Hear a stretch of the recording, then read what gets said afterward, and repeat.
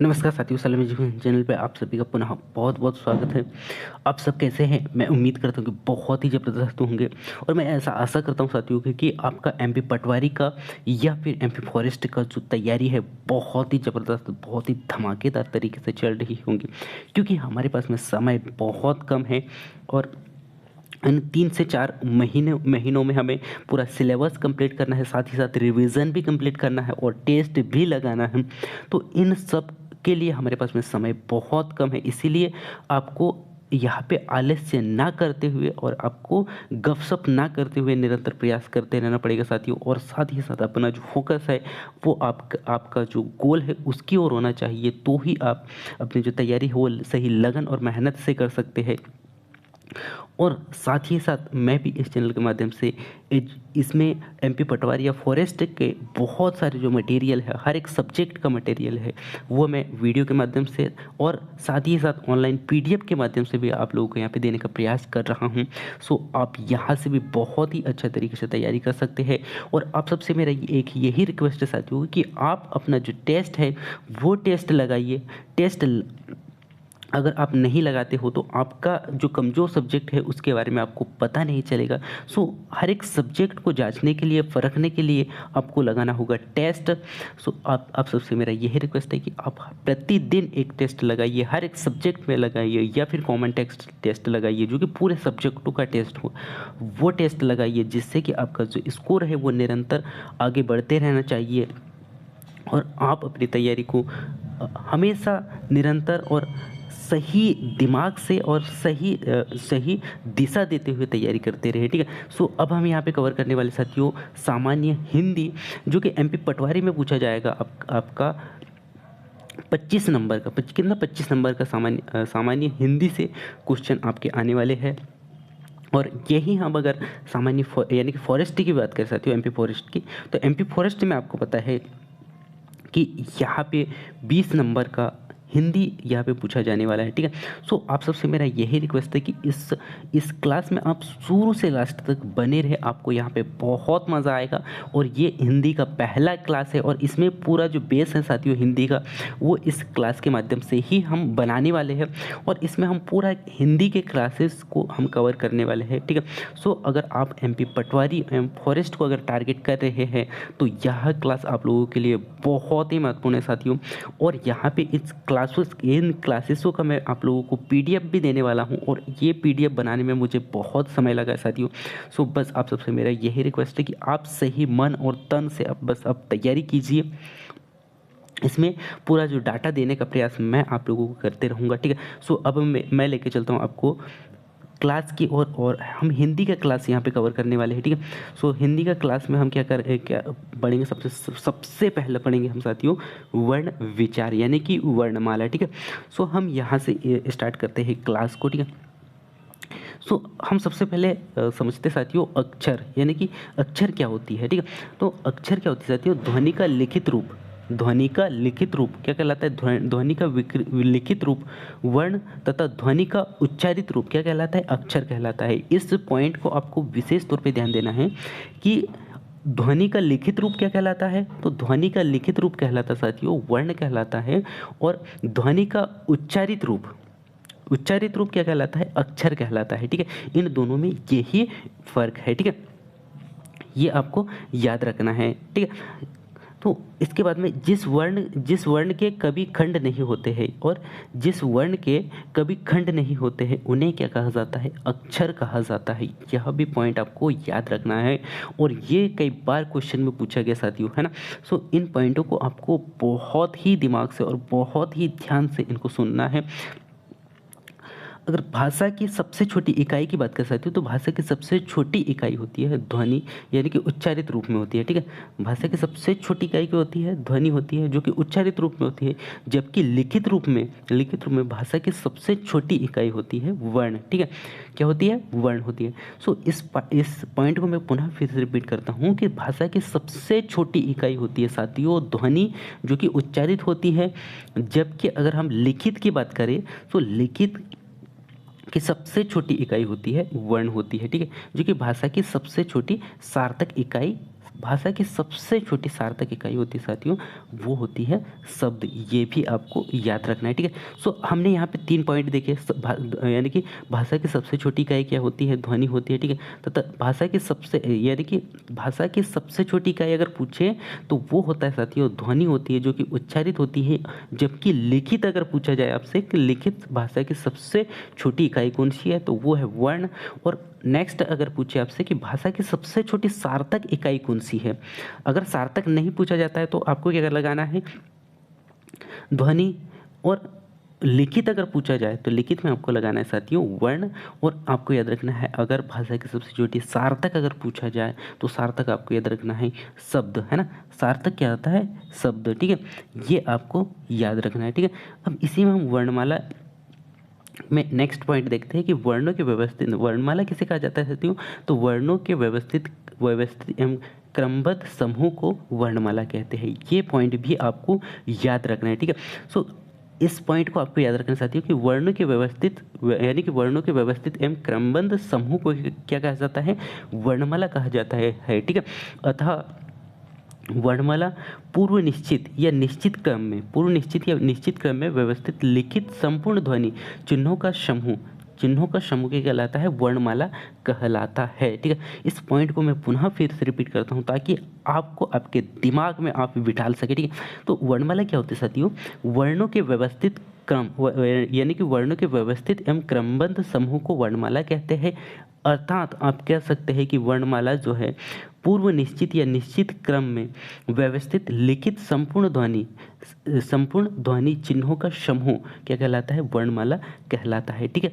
सबसे महत्वपूर्ण पॉइंट आपको याद रखना यहाँ पे ये है साथियों कि हिंदी वर्णमाला में मूल वर्ण कितने होते हैं, 11 मूल वर्ण कितने होते हैं, तो मूल वर्ण के रूप में हमें 11 स्वर देखने को मिलते हैं और 33 व्यंजन। इस प्रकार टोटल जो वर्ण होते हैं साथियों इसमें 44 वर्ण होते हैं, ठीक है। सो आपको यहाँ पे कंफ्यूज नहीं होना है, हर एक पॉइंट को आपको दिमाग में रखना साथियों कि वर्णों की यानी कि वर्णमाला में मूल वर्ण की अगर बात करें इसमें 11 क्या होते हैं, स्वर होते हैं और 33 व्यंजन होते हैं। इस प्रकार टोटल वर्णों की संख्या होती है साथियों, कितनी होती है, सो आपको याद रखना टोटल वर्णों की जो संख्या होती है 44, ठीक है। इसी में हम नेक्स्ट पॉइंट देखते हैं, वर्णमाला को मुख्यतः कितने भागों में विभक्त किया गया है, वर्णमाला को मुख्यतः 2 भागों में बांटा जाता है। कौन कौन सा, सो आपको पता है, एक स्वर और एक व्यंजन, तथा सामान्यतः 3 भागों में स्वर व्यंजन या आयोगवाहक के रूप में विभाजित किया जाता है, ठीक है। सामान्यतः अगर देखें तो इसमें 2 भाग होते हैं, स्वर और व्यंजन, और इसमें कहीं कहीं आपको 3 भाग भी देखने को मिलते हैं। कौन कौन सा, एक हो गया स्वर हो गया, व्यंजन हो गया और एक आयोगवाहक, ठीक है। सो इनके कितने यानी कि हिंदी वर्णमाला के मुख्यतः 3 भाग हमें देखने को मिलते हैं, ठीक है। वर्णमाला का तीसरा भाग होता है साथियों कौन सा, आयोगवाहक माना जाता है। और इसके अंतर्गत आपको पता है, इसके अंतर्गत अनुस्वर यानी कि और अनुस्वर कौन सा, और विसर्ग जो कि अह शामिल होता है। क्योंकि ये ना तो स्वर है और ना ही व्यंजन है, इसीलिए किस श्रेणी में रखा गया है साथियों, तो आपको याद रखना है आयोगवाहक, इन्हें आयोगवाहक कहा जाता है, ठीक है। अब हम यहाँ पे हर एक भागों को हम कवर करने वाले, क्योंकि मैंने आपको बताया कि वर्णमाला यानी कि हिंदी वर्णमाला में कितने 3 भाग होते हैं, कौन कौन सा, स्वर, व्यंजन और एक होता है साथियों आयोगवाहक, ठीक है। सो अब हम यहाँ पे कवर करते हैं स्वर क्या होता है, ठीक है। सो आपको बहुत ही ध्यान से इस क्लास को सुनना है साथियों, क्योंकि इसमें बहुत सारे क्वेश्चन यहाँ से बनने वाले हैं, ठीक है। और साथ ही साथ यहाँ पे हम ये जो चैप्टर पढ़ रहे हैं इनके टेस्ट भी आपको लगाना है, ठीक है। तो टेस्ट भी हम यहाँ पे कवर करने वाले हैं, ठीक है। सो अब हम देखते हैं साथियों स्वर क्या होता है, ठीक है। सो आपको यहाँ पे बताना है स्वर क्या होता है साथियों, तो स्वर वे ध्वनियाँ जिनका उच्चारण क्या होता है, वे ध्वनियाँ जिनका उच्चारण स्वतंत्र रूप से किया जाता है। क्वेश्चन क्या साथियों, यहाँ पे स्वर क्या है साथियों, वे ध्वनियाँ जिनका उच्चारण स्वतंत्र रूप से किया जाता है उन्हें स्वर कहते हैं, ठीक है। उन्हें क्या कहते हैं, स्वर कहते हैं। अर्थात इसके उच्चारण में अन्य वर्णों की आवश्यकता नहीं पड़ती है, ठीक है। इसको मैं पुनः फिर से रिपीट करता हूँ साथियों, ताकि आपके दिमाग में फिट हो सके कि वे ध्वनियाँ जिनका उच्चारण स्वतंत्र रूप से किया जाता है, वे ध्वनियाँ जिनका उच्चारण कैसे स्वतंत्र रूप से किया जाता है उन्हें स्वर कहा जाता है, अर्थात उनके उच्चारण में अन्य वर्णों की आवश्यकता नहीं पड़ती है, ठीक है। और स्वरों की संख्या कितना बताया था साथियों मैंने आपको, कितना 11। यहाँ पे स्वरों की संख्या कितनी मानी जाती है, 11 मानी जाती है, जो कि निम्न है। कौन कौन से है वो भी हम यहाँ पे देखते हैं, ठीक है। सो आपको याद रखना है साथियों, स्वरों की संख्या कितनी 11 मानी जाती है। और कौन कौन सी है, एक है अ, ई, ऊ, ऋषि, है ना। यहाँ पे आपको कंफ्यूज नहीं होना साथियों, बहुत सारे लोग यहाँ पे कंफ्यूज होते हैं, ऋषि को छोड़ देते हैं ना, तो ऋषि भी यहाँ पे स्वरों में शामिल होता है, ठीक है। उसके बाद में ए है, ठीक है, ए है, उसके बाद में ए है, ओ है और औ है, ठीक है। ओकली का है और औरत का है। ये टोटल मिला के कितने 11 स्वर होते हैं, ठीक है। अब हम स्वरों के कुछ स्वरों के वर्गीकरण के बारे में हम यहाँ पे चर्चा करते हैं साथियों। तो स्वरों को अलग अलग भागों में वर्गीकृत किया गया है, मात्राओं के आधार पर किया गया है, दीर्घ इसमें अलग अलग आधार पे किया गया है, उनको उनके बारे में हम यहाँ पे कवर करने वाले हैं, ठीक है। सो अब हम यहाँ पे सबसे पहले चर्चा करते हैं साथियों मात्राओं के आधार पर या उच्चारण के आधार पर, ठीक है। सो मात्राओं के आधार पर स्वर कितने प्रकार के होते हैं, तो आपको याद रखना है मात्राओं के आधार पर 2 प्रकार के होते हैं, ठीक है। कौन कौन से, सो आपको याद रखना साथियों, एक ह्रस्व स्वर और एक होता है दीर्घ स्वर, ठीक है। सो अब हम एक एक स्वर के बारे में यहाँ पे चर्चा करेंगे। ह्रस्व स्वर क्या होता है साथियों, जिन स्वर के उच्चारण में क्या है, जिन स्वर के उच्चारण में कम समय लगता है, जिन स्वर के उच्चारण में कम समय लगता है वे ह्रस्व स्वर कहे, यानी कि ह्रस्व स्वर कहा जाता है उन्हें, ठीक है।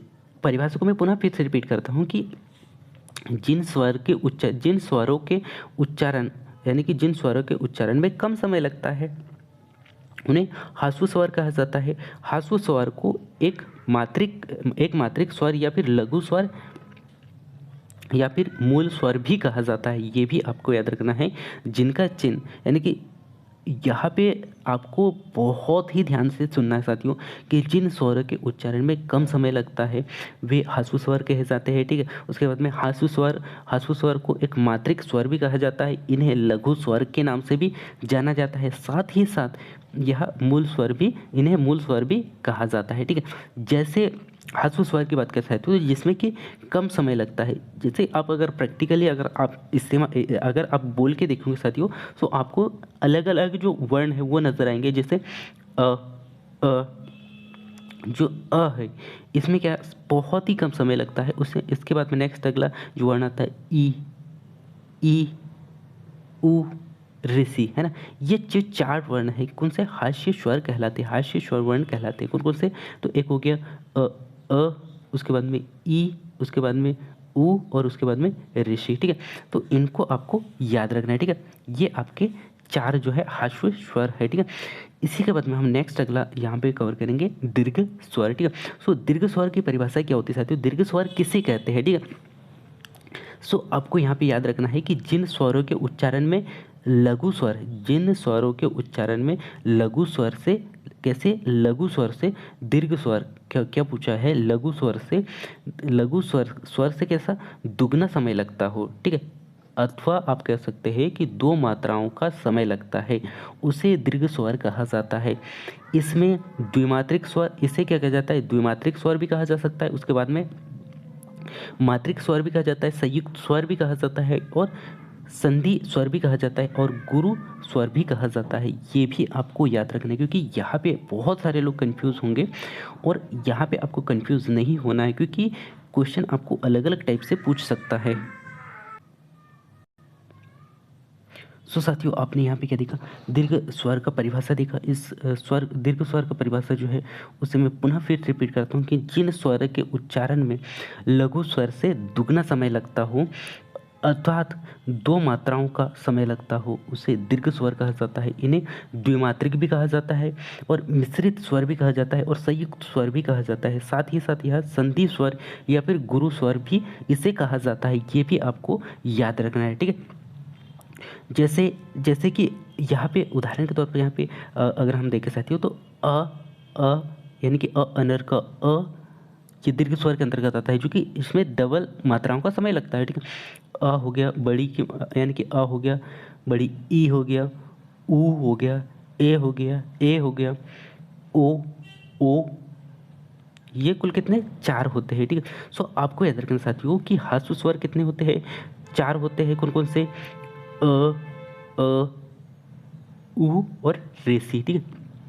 इसी में अगर हम दीर्घ स्वर की बात करें तो दीर्घ स्वर कितने होते हैं? 7 होते हैं, ठीक ठीक है। कौन कौन से होते हैं? और दीर्घ स्वर में आपको एक चीज़ ये बातें याद रखना साथियों कि दीर्घ स्वर में आपको डबल समय लगता है किसके?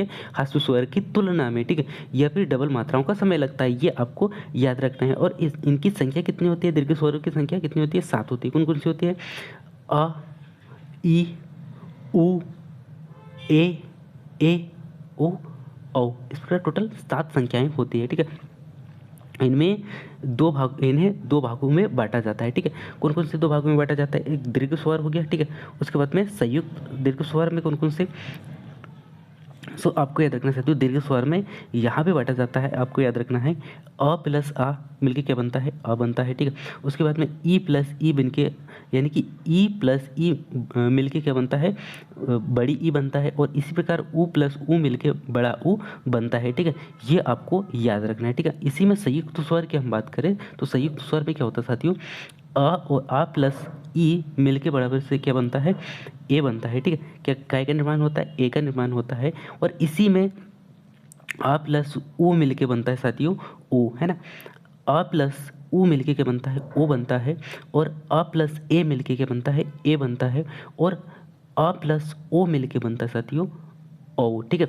सो ये आपको याद रखना है। और ये हम आगे और भी पढ़ने वाले हैं संधि में, क्योंकि संधि में आपको इनका बहुत ज़्यादा ज़रूरत यानी कि इसमें आपको देखने को मिलेगा, ठीक है। और इनको याद करना ही होगा साथियों, ठीक है। इसको मैं पुनः फिर से रिपीट कर देता हूँ साथियों, क्या क्या है?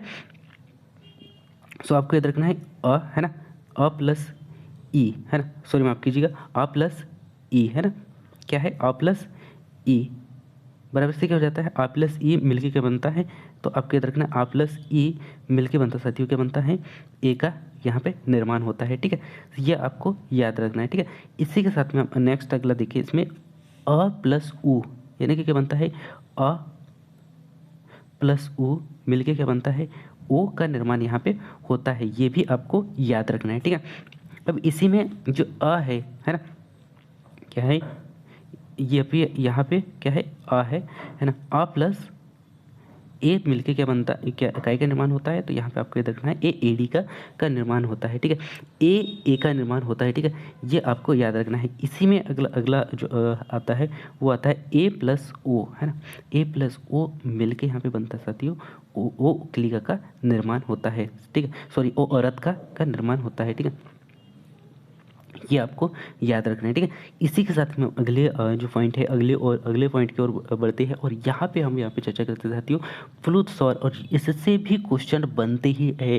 इस पॉइंट को भी आपको दिमाग में बिठा के रखना है साथियों कि जिन उच्चारणों में क्या होता है, जिन जिन उच्चारणों में लघु लघु की अपेक्षा 3 गुना, है ना, लघु की अपेक्षा कितना 3 गुना समय लगता है उससे, यानी कि लगता है किसी को पुकारने में या नाटक के संवादों में इसका उपयोग किया जाता है, ठीक है। सो आपको याद रखना साथियों कि जो फ्लूट स्वर होता है उसमें जिनके उच्चारण में लघु स्वर की अपेक्षा कितना 3 गुना समय लगता है उसे फ्लूट स्वर कहा जाता है। और इसका उपयोग किसी को पुकारने में या नाटकों के संवाद में इसका उपयोग किया जाता है, ठीक है। इसी में हम नेक्स्ट अगला पॉइंट हमें चर्चा करते साथियों जिह्वा के आधार पर, जिह्वा की स्थिति के अनुसार स्वरों का विभाजन, ठीक है। तो जिह्वा के आधार पर जिह्वा की स्थिति के आधार पर स्वरों का वर्गीकरण निम्न प्रकार से किया जाता है साथियों। कौन कौन सा है? सो पहला आपको देखने को मिलेगा अग्र स्वर, उसके बाद में मध्य स्वर, उसके बाद में पश्च स्वर जिह्वा के आधार पर, ठीक है। सो अगर हम अग्रस्वर की बात कर सकते हो तो जिन स्वरों के उच्चारण में, अब यहाँ पे आपको प्रैक्टिकली करते जाना है साथियों, प्रैक्टिकली मेरे साथ में बोलते हुए जाना है कि जिन स्वरों के उच्चारण में जीभ के अग्रभाग से, है ना, जीभ के अग्रभाग से प्रत्यय, जीभ के अग्रभाग से प्रत्यय यानी कि संक्रिय होता है उसे अग्र स्वर कहा जाता है। ठीक है, जैसे अग्रभाग से कौन कौन से अक्षर निकलते हैं, सो आपको प्रैक्टिकली करके देखना है। यहाँ पे आपको बोल के देखना साथियों, क्योंकि जब तक आप प्रैक्टिकल नहीं करोगे आपके दिमाग में वो जो वर्ड है वो नहीं बैठेंगे। सो आप सबसे मेरा यही रिक्वेस्ट है कि आप प्रैक्टिकली करके देखिए।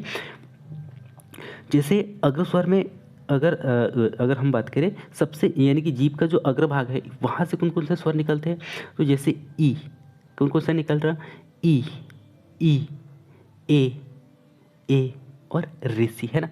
ये जो स्वर है वो जीभ के अग्रभाग से निकलते हैं। ठीक है, ये आपको याद रखना है। इसी में नेक्स्ट अगला पॉइंट है कि मध्य स्वर। मध्य स्वर क्या होता है, जिन स्वरों के उच्चारण में जीभ के मध्य भाग से, जिन स्वरों के उच्चारण में जीभ के मध्य भाग से प्रत्यंत होते हैं, जीभ के मध्य भाग से स्वर निकलते हैं। ठीक है, उन्हें क्या कहा जाता है, मध्य स्वर कहा जाता है। ये भी आपको याद रखना है। इसका जो परिभाषा है मैं पुनः फिर से रिपीट करता हूँ कि जिन स्वरों के उच्चारण में जीभ के मध्य भाग से प्रयत्न होता है वे वे कौन से कहलाते हैं, आपके कहलाते हैं मध्य स्वर कहा जाता है इन्हें। ठीक है, सो एग्जाम्पल के तौर पे अगर हम निकाल के देख सकते हो तो क्या निकलता है, अ जो है मध्य भाग से निकलता है। ठीक है, इसी में हम पश्चिम भाग की बात कर सकते हो तो जीभ के आधार पर, जिह्वा के आधार पर कितने 3 प्रकार से निकलते हैं। 3 प्रकार से हम पढ़ते हैं स्वरों को, अग्र स्वर, मध्य स्वर और पश्चिम स्वर। ठीक है, सो हमने अग्र स्वर और मध्य स्वर को कवर कर लिया है। अब हम यहाँ पे कवर करेंगे पश्च स्वर। तो पश्च स्वर क्या होते हैं, जिन स्वरों के उच्चारण में जीभ के पश्च भाग से, है ना, जीभ के पश्च भाग से उच्चारण का निर्माण होता है वे पश्च स्वर कहा जाता है। उन्हें क्या कहते हैं, पश्च स्वर कहा जाता है। ठीक है, ये आपको याद रखना है। ठीक है, सो इसका जो परिभाषा है मैं पुनः फिर से रिपीट करता हूँ ताकि आपके दिमाग में पूरा परिभाषा सही तरीके से सेट हो। ठीक है, सो इसके जिन स्वरों के उच्चारण में जीभ के पश्च भाग से, है ना, जीभ कौन से, जीभ के पश्च भाग से प्रयत्न होता हो। ठीक है, वे क्या कहलाता है, वह कहलाता है साथियों पश्च स्वर कहा जाता है इसे। ठीक है, जैसे पश्च स्वर से कौन कौन सा निकलता है, यानी कि आम का है उ, ओ अकली का, ओ औरत का, ओ उसके बाद में ओम। ठीक है, तो ये जो वर्ण है साथियों ये कहाँ से निकलते हैं, जिह्वा के यानी कि जो मुख के कैसे, जीभ के पीछे वाले भाग जो होता है वहाँ से निकलते हैं, इसीलिए इन्हें पश्च स्वर भी कहा जाता है। ठीक है, तो ये तो हो गया साथियों जिह्वा के आधार पर हमने यहाँ पे कवर किया। तो जिह्वा के आधार पर कौन कौन सा, सो आपको मैं पुनः फिर से रिपीट कराता हूँ कि जिह्वा के आधार पर अग्र स्वर हो गया, मध्य स्वर हो गया और पश्च स्वर हो गया।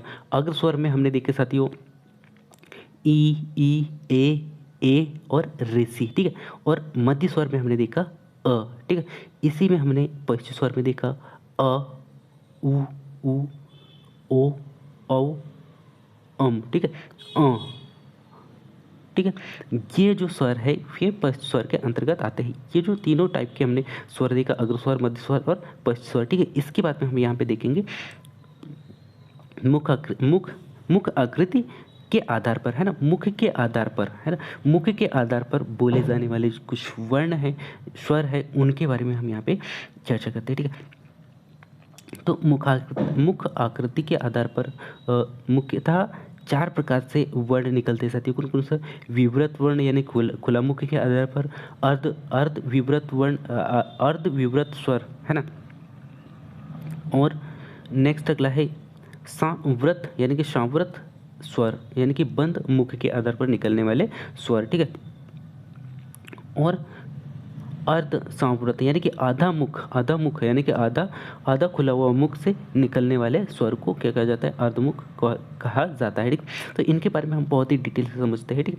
सो हम विवर्त के बारे में सबसे पहले समझेंगे कि विवर्त स्वर क्या होती है, यानी कि खुला स्वर कैसे, यानी कि खुला स्वर कैसे होता है। सो जिन स्वरों के उच्चारण में मुख पूरी तरह से यानी कि मुख कैसा हो, पूरा खुला होता है और वह विवृत स्वर कहलाता है। ठीक है, सो आपको याद रखना है साथियों कि जिन स्वरों के उच्चारण में मुख कैसा हो, पूरा खुला हो और वह खुला हो, तो वो वर्ण कैसे कहलाते हैं, तो वो स्वर कहलाते साथियों विवृत स्वर कहा जाता है उन्हें, ठीक है। जैसे आप प्रैक्टिकली करके देखिए साथियों, जिससे ये आपके दिमाग में हर एक वर्ण आपको आपके दिमाग में फिट होगा कि जैसे क्वेश्चन आएगा आपको कि विवर्त, अगर क्वेश्चन आता है कि विवर्त स्वर कौन सा है, ठीक है। सो आपके दिमाग में आना चाहिए ये परिभाषा कि जिन स्वर के उच्चारण में मुख जो है खुला रहता है उसे कहा जाता है साथियों विवर्त स्वर। और विवर्त स्वर में एक ही वर्ण आता है और वो आता है अ, है ना, जो कि पूरा मुख खुला हुआ रहता है और उस वर्ण का उच्चारण होता है, ठीक है। नेक्स्ट अगला जो वर्ण है साथियों अर्ध विवृत वर्ण, यानी कि आधा खुला हुआ मुख, ठीक है। सो आपको परिभाषा क्या याद रखना है, जब अर्ध विवृत संवृत स्वर का उच्चारण किया जाता है तो मुख कैसा होता है, आधा खुला रहता है, आधा खुला होता है, तो वे इसे कहा जाता है अर्ध विवृत स्वर कहा जाता है। इसको मैं पुनः फिर से रिपीट करता हूँ क्योंकि मुझे आपको याद कराना है, ठीक। सो इसके लिए आपको बार बार प्रैक्टिस करना होगा और मैं हर एक सेंटेंस को मैं बार बार रिपीट करवा रहा हूँ ताकि आपके दिमाग में आप बिठा सके, ठीक है। सो अर्ध विवृत की हम बात कर सकते हो, तो अर्ध विवृत मतलब क्या होता है, आधा खुला हुआ मुख, यानी कि इसका परिभाषा क्या होगा, जब अर्ध विवृत संवृत स्वरों का उच्चारण किया जाता है तो मुख कैसा आधा खुला रहता है, ठीक है, आधा खुला होता है, तो इसे क्या कहा जाता है अर्ध विवृत स्वर कहा जाता है, ठीक है। अब अर्ध विवृत स्वर यानी कि जिसमें मुख कैसा हो, आधा खुला हो। सो अब हम उच्चारण करके देखते हैं। सो आप भी मेरे साथ में दोहराइए, अ, ए, ओ, ओ, है ना। सो यहाँ पे जो वर्ण है ये कैसे निकल रहे हैं, हमारा जो मुख अपना जो मुख है, मुख कैसा आधा खुल रहा है, उसके बाद में इन स्वरों का क्या हो रहा है, उच्चारण किया जा रहा है, ठीक है। सो इनका उच्चारण में हम पुनः फिर से करते हैं, अर्ध विपरीत स्वर में अ हो गया, ए हो गया, अ, ए, ओ, ठीक है। इसी में हम नेक्स्ट अगला देखेंगे सांवृत स्वर, यानी कि बंद। मुख कैसा होता है, इसमें मुख बंद होता है, तो जब इसका परिभाषा क्या होगा, जब सांवृत स्वरों का उच्चारण किया जाता है तो मुख कैसा होता है, प्रायः बंद रहता है और सांवृत स्वर इसे क्या कहा जाता है, सांवृत स्वर कहा जाता है, ठीक है। सो उदाहरण के तौर पे अगर हम देखें साथियों तो वो है ई। प्रैक्टिकल करके देखिए साथियों, क्योंकि हर एक वर्ण को आपको सुनना ही नहीं है, आपको बोलना भी है, तो ही आप अपने दिमाग में याद कर पाओगे, ठीक है। सो सांवृत स्वर के उदाहरण क्या है साथियों, ई, उ, ये ऐसे वर्ण हैं जिनका उच्चारण करते समय हमारा जो मुख होता है वो कैसे सामान्यतः पूर्ण रूप से कैसे होता है, बंद होता है, ठीक है। प्रायः कैसे होता है, बंद होता है, इसीलिए इन्हें क्या कहा जाता है साथियों, सांवृत स्वर कहा जाता है। सांवृत स्वर मतलब बंद, यानी कि हमारा जो इनका जो इन वर्णों का जो उच्चारण है जब हम करते हैं, इन स्वरों का उच्चारण जब हम करते हैं तो हमारा जो मुख होता है प्रायः कैसे होता है, बंद होता है। और बंद कौन कौन से होते हैं, मुख बंद करते हुए कौन कौन से वर्ड निकलते हैं, तो आपको याद रखना है ई, उ, ठीक है।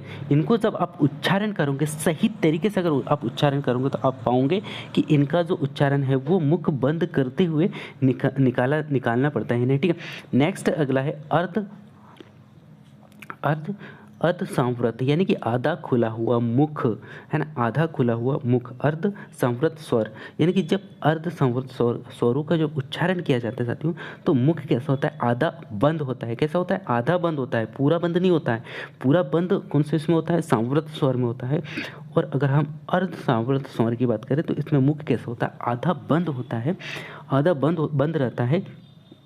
अब प्रैक्टिकली करके हम देखेंगे और आपको भी इसमें दोहराना है, हर एक स्वर को दोहराना है, ठीक है। तो जैसे कि अगर आप प्रैक्टिकली अगर देखें तो ए, ओ, जिसमें कि जो मुख है वो कैसा है, आधा बंद है। आधा बंद करके ही आप इन स्वरों का उच्चारण कर सकते हैं, ठीक है। सो मैं उम्मीद करता हूँ कि हमने यहाँ पे जो मुख आकृति के आधार पे इन चार जो वर्ण हैं, चार स्वरों का हमने वर्णन किया, वो मैं उम्मीद करता हूँ कि आपको याद हो गया होगा। नहीं हुआ तो एक बार वीडियो को डबल से देख लीजिएगा, जिससे कि आपके दिमाग में हर एक वर्ण आपके दिमाग में बैठ सके, ठीक है। सो इसी के बाद में हम अगला ओष्ठ आकृति के आधार पर स्वरों को यहाँ पे समझते साथियों। तो ओष्ठ आकृति के आधार पर मुख्यतः दो प्रकार के ही होते हैं, ठीक है। कौन कौन से? एक वृत्ताकार स्वर होता है और एक अवृत्ताकार स्वर। वृत्ताकार स्वर यानी कि जिन स्वरों के उच्चारण में ओठ कैसा होना चाहिए, ओठों का आकार गोल हो, तो उसे क्या कहा जाता है? वृत्ताकार स्वर कहा जाता है, ठीक है। सो वृत्ताकार स्वर के अंतर्गत कौन कौन से वर्ण निकलते हैं? सो आपको याद रखना साथियों कि वृत्ताकार में उ आपको प्रैक्टिकल मैं बार बार बोल रहा हूँ साथियों कि आपको उच्चारण करते जाना है कि जैसे मैं आपको बोल रहा हूँ, जैसे परिभाषा मैंने बताया वैसे ही आपको प्रैक्टिकल करके कि आपको आपके मुख से जो वर्ण है उनको निकालना है। और जब तक आप निकालोगे नहीं तब तक आप अपने दिमाग में बिठा नहीं सकते हो, ठीक है। सो आपको इनको बार बार उच्चारण करना है, ठीक है। सो वृत्ताकार में कौन कौन सा आता है साथियों? वृत्ताकार स्वर क्या होता है? मैं इसको पुनः फिर से बता देता हूँ कि वृत्ताकार स्वर वे होते हैं जो जिनका उच्चारण जो हम क्या करते हैं, ओठ जो है हमारा, जो ओठ होता है वो कैसा होता है? गोल आकृति का होता है, ठीक है। जैसे उ ओ ओ, है ना। ये जो वर्ण है ये कैसे अब इसमें जब इन वर्णों का जब हम उच्चारण करते हैं तो हमारा जो ओठ होता है ना, मुख का जो ओठ यानी कि ओठ कैसा होता है? एक गोलाकार आकृति का होता है, गोलाकार होता है, ठीक है। अब इसी में आवृत स्वर की हम बात करें तो आवृत स्वर क्या होते हैं साथियों? जिसमें ओठ जो है कैसा होता है? गोल नहीं होता है, ठीक है। इन स्वरों को उच्चारण में ओठ जो है गोल नहीं होता है, ठीक है। जैसे आपको यहाँ पे भी उच्चारण करना है इसमें क्या आपका ओठ गोल हुआ क्या? नहीं, ठीक है। हो गया ई ए, ठीक है, नहीं हुआ ना। अगर आप सही अच्छे तरीके से अगर आप इनका उच्चारण करोगे ना साथियों, तो जैसा आपको परिभाषा में आपको बता रहा हूँ वैसे ही आप उच्चारण करोगे तो वो ही पाओगे, और ऐसे ही आपको आपका उच्चारण ऑटोमेटिक निकलेगा अगर आप सही अच्छे तरीके से अगर इनका उच्चारण करते हो तो ठीक है।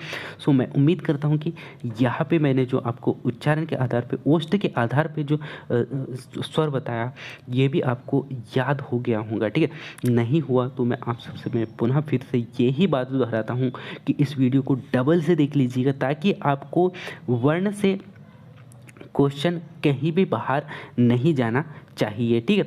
इसके बाद में हम यहाँ पे कल कवर करेंगे साथियों व्यंजन, क्योंकि यहाँ पे जो पार्ट है बहुत बड़ा हो जाएगा और मैं तो यही प्रयास कर रहा था कि मैं आपको पूरा जो वर्ण है, वर्णों का पूरा क्लास में एक ही वीडियो के माध्यम से दे सकूँ।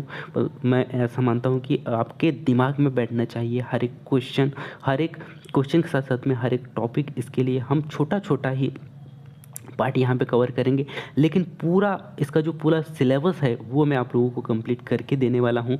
सो आपको अब यहाँ पे बहुत ही अच्छे से दिमाग लगा के हर एक टॉपिक को क्लियर करना है। सो अब हम मिलते हैं अगले क्लास में व्यंजन में। तब तक जय हिंद, वंदे मातरम। अपनी जो तैयारी है उसको सही दिशा देते हुए आपको निरंतर प्रयास करते रहना साथियों, और हर एक सब्जेक्ट को क्लियर करते रहना है, क्योंकि हमें यानी कि हमें एक सीट चाहिए और उस सीट के लिए हमें निरंतर लड़ना है, ठीक है। सो मिलते हैं अगले क्लास में, तब तक जय हिंद, वंदे मातरम।